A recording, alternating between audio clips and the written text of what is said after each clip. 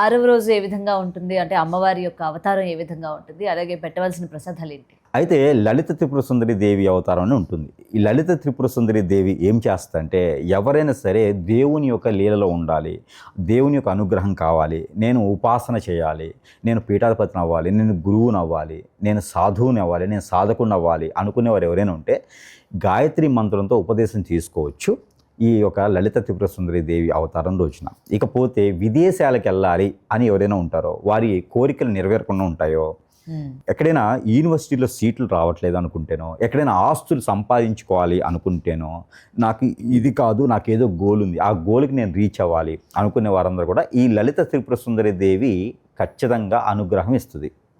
అలాంటి వాటికి ఎక్కువ కోరికలు తీరుస్తుంది. కాబట్టి ఈవిడికి ఎల్లో కలర్ కానీ గ్రీన్ కలర్ కానీ శారీ పెట్టవచ్చు.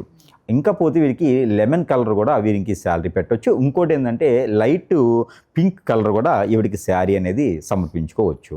దాంతోపాటు బ్లౌజు, గాజులు, పోకలు, తమలపాకులు ఇవన్నీ కూడా తాంబూలంగా సమర్పించుకోవచ్చు. ఇకపోతే ఈవిడికి మనము చేసేటువంటి ప్రసాదంలో వీరికి ఉండరాళ్ళు, కుడుములు, అలానే వీడికి పూర్ణాలు ఉంటాయి, పచ్చిపప్పు పూర్ణాలు, పొంగనాలు, అలానే వీడికి బొబ్బట్లను ఉంటాయి. ప్రాంతాల్లో పోలేలు అంటారు, కొన్ని పోలేలు అంటారు. పోలేలు ఇవన్నీ కూడా ఆవిడకి నైవేద్యం పెట్టాలి.